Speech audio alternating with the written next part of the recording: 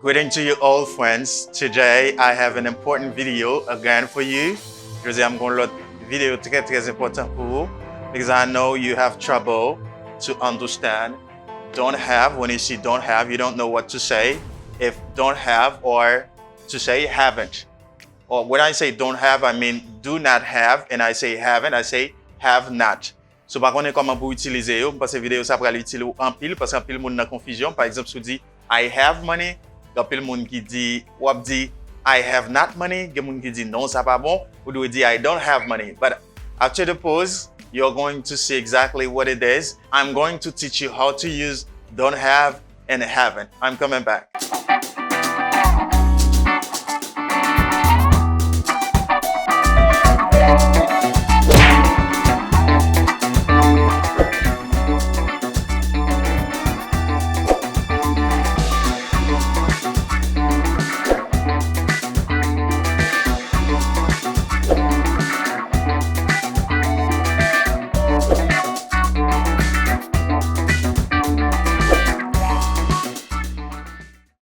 Welcome back, friends. I know many people have trouble to use don't have and haven't at the right place. I'm gonna pile moun gen problème pour utiliser don't have avec haven't dans côté you doit mettre yo. So this video is going to help you a lot. And now let me start the first with auxiliary. What you have to put in mind, auxiliary and main verb. Okay, main verb. What I say when I say auxiliary, you know, an auxiliary is a verb that helps another verb. You can call it helping verb. Auxiliary verb, yo rele yo helping verb. OK, c'est des verbes qui là pour aider l'autre verbe conjugué. Et puis main verb, c'est verbe principal. Main verb, c'est verbe principal dans une phrase. Donc là, c'est seul verbe. Là, c'est verbe qui est plus important dans la phrase là. So, as soon as you know that, you will know how to use the other verbs, the other auxiliary verbs and the other ordinary verbs. And most of the time when you see main verb in a sentence, the main verb is ordinary verb. Toutefois que ouais main verb là dans une phrase, eh bien main verb là sont verbe ordinaire. Et verbe ordinaire, yo gen façon même que yo yé en anglais. So auxiliary verb, utiliser auxiliary verb yo même genre et comme ça dit là, auxiliary verb yo utilisé pour aider on l'autre verbe conjugué. Don't have and haven't, both are good. Tous deux bons. Tous les deux c'est bon bagay ou capable utiliser. But now, c'est façon que nous yo utiliser yo qui crée confusion qui a fait que phrase ou li pas bon, li pas respecter un principe grammatical. Let me start with auxiliary verb. To have is an auxiliary verb when it helps another verb conjugate. To have son verbe auxiliaire, c'est lorsque l'aider on l'autre verbe conjugué. And very often you see that in a perfect tense. Très souvent, on voit ça dans un temps perfect. Ça veut dire dans un temps composé, le verbe to have l'aider on l'autre verbe conjugué. For example, if I say, I have seen this movie. Now you can say the verb to have helps another verb, a second verb, which is the verb to see. Here I have the past participle of the verb to see. Là, moi, j'ai participe passé du verbe to see. Si moi tire n, je viens gen see. Participe passé, c'est seen. C'est presque même genre dans conjugaison yo avec passé composé en français. J'ai vu. OK, c'est l'auxiliaire avoir plus le verbe en question, participe passé de verbe que ou employé. So, I have seen. Moi, dit le verbe to have son auxiliaire là. Pour quelle raison moi dit son auxiliaire? C'est parce que l'aider un verbe conjugué. So, pour mon auxiliaire, c'est lorsque moi aider un autre verbe conjugué. Good. So, I have seen this movie here. The verb to have is an auxiliary. And a second example, she has moved to New York. She has moved to New York. She has moved to New York. Tant ça, c'est present perfect. C'est passé composé, c'est ne cas dire comme ça. Mais en anglais, on dit present perfect. This also is present perfect. And you use to have, especially to have and perfect tenses. Which is le verbe to have seulement dans temps perfect yo.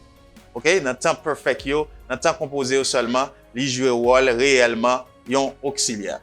She has moved to New York. She has moved. she has moved to New York. And this is the third person of singular of the verb to have as auxiliary. Ça, c'est troisième personne du singulier de verbe to have là comme auxiliaire. So, moi dit, she has moved to New York. Et deuxième verbe que lui est déconjugué, c'est le verbe to move. Là, to move is the main verb. Qui verbe principal là, c'est to move. Qui verbe principal là, c'est to see. Donc, c'est have là qui vient aider au conjuguer dans un temps particulier, dans un temps bien déterminé. So, you say, I have moved to New York. I have moved to New York. And let me give you another example. For example, if I say, they haven't for negative form. C'est là que je suis capable d'utiliser négation. You see? C'est là que je suis capable de dire haven't. Donc, moi capable de dire haven't, c'est lorsque je j'ai verbe to have là, li joue rôle auxiliaire. I can say haven't when the verb to have is an auxiliary. Moi pas qu'à mettre not là dans have sans que have là pas aider on l'autre verbe conjugué.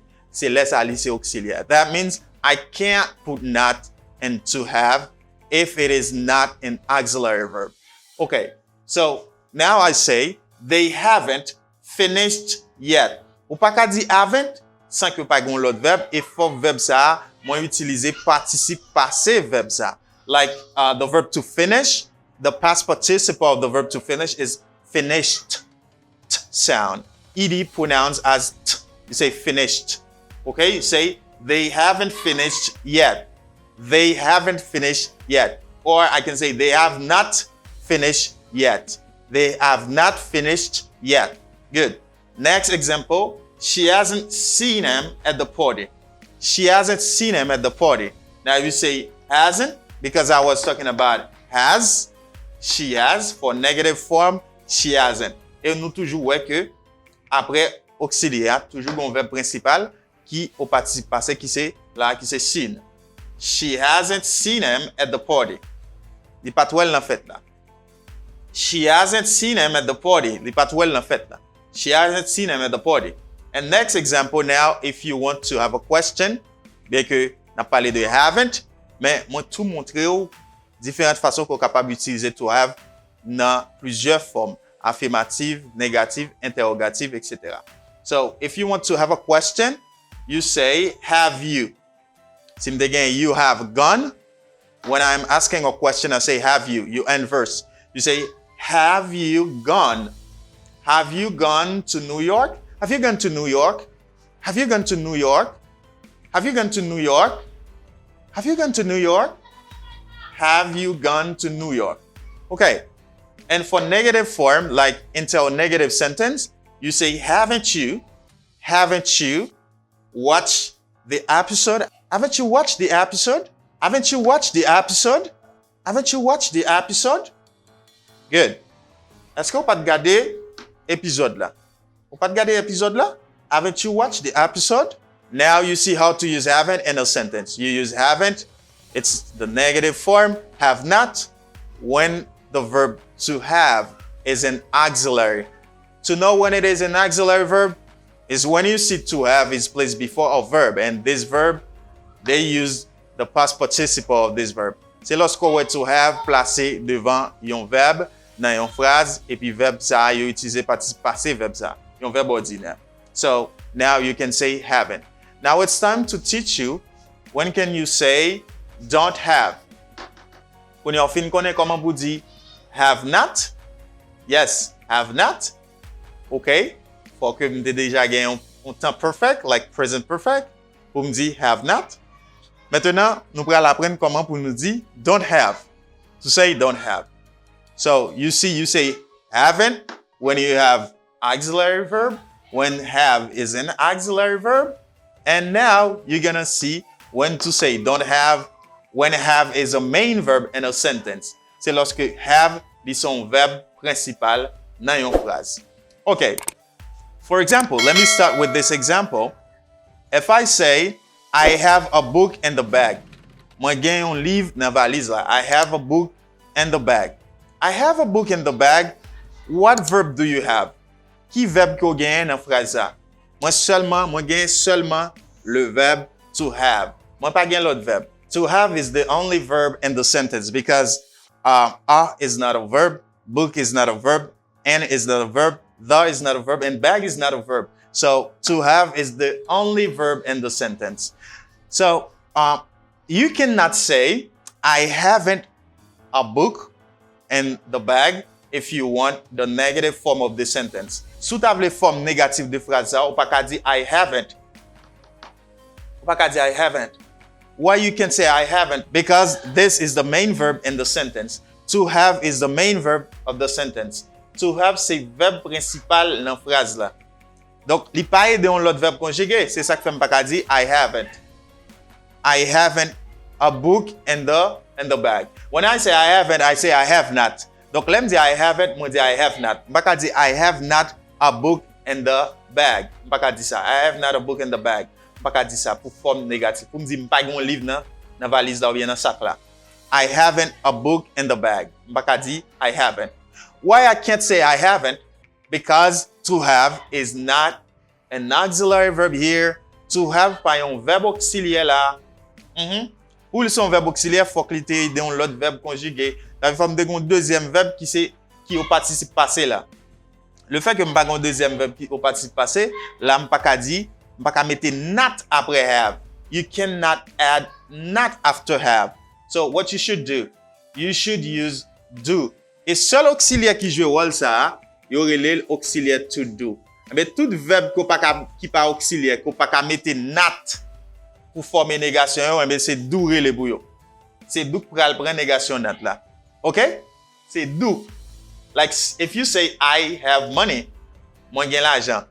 I don't know if you can see it here. I have money. I have money. I have money. Moi j'ai l'argent. Si m'a dit pas gain l'argent, so what do you see? To have pas de pièce l'autre verbe conjugué là, c'est un verbe principal. Donc it's a main verb. Uniquement pas dans l'autre verbe conjugué, c'est un verbe principal, il pas auxiliaire. So if I say I have money, si m'a dit moi pas gain l'argent, moi pas ka di I have not money. Pas ka mettre not après have là. Pas ka di I haven't money. Haven't là c'est la forme contractée de have not. Pour cela qui ça m'a dit, m'a fait appel à do qui va prendre négation, hein? Okay? You know, when you say do plus not, automatiquement la vient by don't. Pour nous m'bral dire automatiquement, I don't have money. I don't have money in my pocket. M'pa gen l'argent dans poche moi. Et ouais ça moun fait anpil. Moun dit I have not money. Okay? Ou pas ka di ça. Not only for the verb to have when it is a main verb, tout l'autre verbe en anglais qui pas auxiliaire ou qui c'est main verb yo, bien là pété à la forme négative, c'est do à faire appel pour yo. Par exemple, moi comprendre I understand, moi comprendre. Pour là, si m'a dit I understand, si moi dit I understand, understand c'est le verbe dans phrase là. Understand pas un verbe auxiliaire pas cailler dans l'autre verbe conjugué. When I say I understand, simplement mettez là la forme négative, c'est do que m'a brelé pour venir prendre négation. Now I say I do not understand. I mean do not là-bas, I don't understand. So you understand now. When you comprendre. I have money becomes I don't have money for negative form. I don't have money. Mbakadi, I haven't money. So you say I do not when have is a main verb in a sentence. Ou dit do not ou bien don't devant have, c'est lorsque have son main verb dans une phrase. Ça veut dire son verbe principal, il pas de pièces de verbe conjugué. Like, I have money, son verbe principal. I don't have money for negative sentence. I don't have money today. I don't have money in my pocket. Pas capable dire I have not money. No, I don't have money. And for third person of singular, pour troisième personne singulier, on dit she doesn't have a car. Il pas une voiture. She doesn't have a car. Qui ça vient passer? Doit vient changer en does, troisième personne, avant que m'ajouter négation not là. She does not. You say she doesn't have money. C'est toujours même bagarre là, seulement doit changer. Parce que là, conjugué un verbe, moi dit I do, you do, she, it vient by does. Ou là, mettez not, il vient by does not.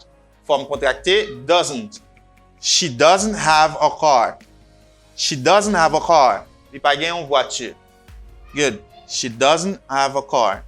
And for question, what do? Pour question qui sont fait. Pour question, lorsque le verbe to have, son main verb, eh bien, on place do à devant dans la question. Do you have father? Ou gen papa? Do you have father? Do you have father? Ou gen papa? Est-ce que ou gen papa? Do you have father? Do you have father? Est-ce que ou gen papa? Do you have father? Konya si m'a dit, est-ce que ou pas gen yon chien? C'est question m'a posé, m'a dit, est-ce que ou pas gen yon chien?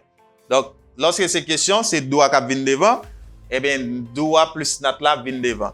La vin by do not you. The contraction is don't you. Don't you have a dog? Ou pas gen yon chien? Don't you have a dog? Don't you have a dog? Don't you have a dog? For a question, I mean interrogative sentence, you say, does Mary have a house? Does Mary have a house? Est-ce que Marie gen une maison? Does Mary have a house? Marie gen une maison? Does Mary have a house? Yeah. So when to have is a main verb, let to have son verbe principal long phrase, you can put don't or doesn't before to have. Ça veut dire capable mettre don't ou bien doesn't devant to have. But when to have is not a main verb, when it's an auxiliary verb, you have to put have after to have. You say have not or haven't. Ou capable dire have not ou bien haven't. So I hope you understand. If you have question, if you have something you don't understand, you're not clear about, please feel free to write me in the comment below to say that, because I'm working for you. I want you to understand. Moi, je veux comprendre ma travail, m'a essayé faire tout moyen qui possible pour m'aider pour parler anglais plus bien, pour résoudre problème ou dans travail, pour résoudre problème leur parler avec un monde ou même qui n'a nécessité réellement pour parler anglais. Donc, je fais tout ça me capable ou même dégager pour pratiquer plus. Fais-moi connaître quel que soit problème que vous gagnez dans les commentaires. Remets vidéo ça, like vidéo ça, commentez. La vidéo ça gagne un pile view, partagez si que vous même vous édifiez, si que vous apprenez un bagage qui te kon stock, qui te kon coller en côté, qu'il faut pas parler anglais bien. Okay? So tell me in the comment below if you love it. So remène voyez ticket, voyez fleurs, voyez différents bali, remène partagez, commentez, faites-moi connaître et puis appréciez-les. Ça fait un plaisir en pile. Ça fait moi que sacrifice que me fait est pas en vain. I love you so much and I will never, never, never stop working for you. And I love you. Catch you in another video.